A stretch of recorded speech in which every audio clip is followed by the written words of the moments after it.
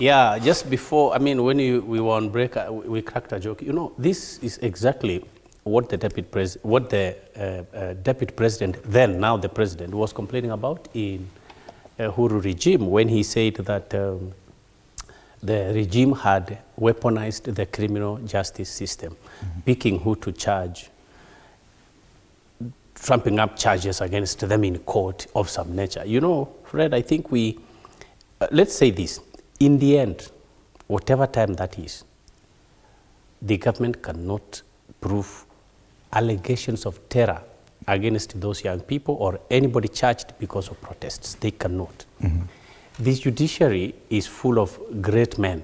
There might be people with some suspect character, but the judiciary, in the end, when you look at the Commonwealth habits, when you look at habits in other jurisdictions, and you look at what is called terrorism against the state, local, or cross-border, in the end, they cannot prove that. Why? Because the law understands exactly what is terror and how it is carried out.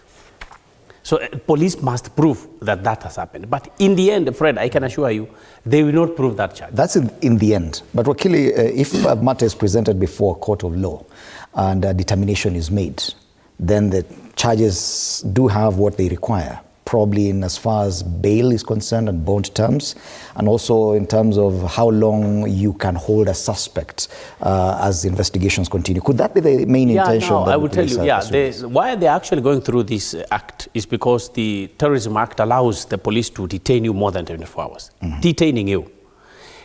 Immediately they produce you in court, and even they detain you for 30 days. There has to be reasons from the court. There has to be reasons.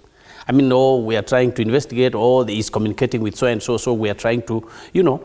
So I think that after that, when they are in court, and citizens need not be afraid, even about this bond thing they are discussing about that, oh, you're giving young children, you know, 100,000, how can they raise? That should not be a worry, because it is not entirely upon that judicial officer you are appearing before to determine whether you will be locked or not. It is not. There are bail conditions that were set by Nuruddin Haji before he left the ODPP, which spell out how a person should be conducted when he has been arrested and how he should be granted bail. And whether police can grant bail, again, in terms of the Terrorism Act, they will not give you. They will not grant you bail, but they will have to go to court and they will detain you for a longer period.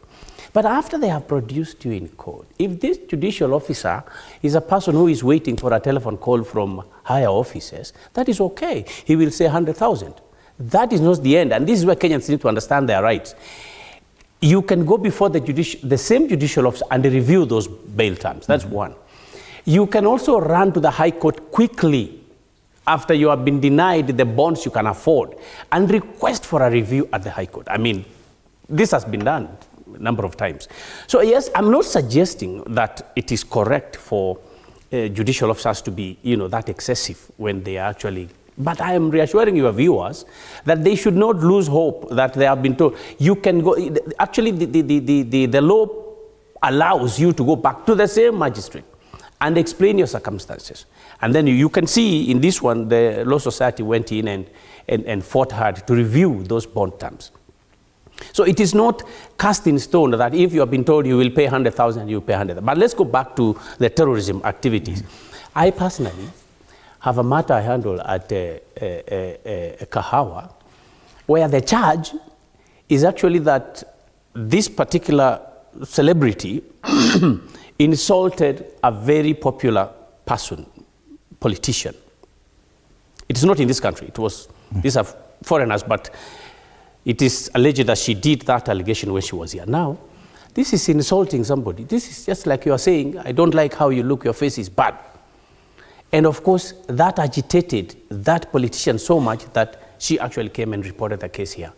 And then it was taken to Kahawa. So we were asking, why in Kahawa there are so many calls from Kibera, then you come to Milimani, you go to Makadara. This is just a normal crime. Why is it here? So because the people who, the first responders within the police service, if they hear a matter in a certain way and they misinterpret it to be terror, they will cost the government so much money. They cost the country so much money, by the way. You know how law court looks like. It's that guarded. So they unnecessarily put the state into unnecessary expenditure. So what I'm trying to tell you is, and this is the problem with Kenyan education. You know, we read so well, we go so higher, and then we manipulate our intellectual capacities by interpreting a situation that is blue to call it black. But Wakili, listening to you, and I can sense that you're trying to give hope or to reassure Kenyans that this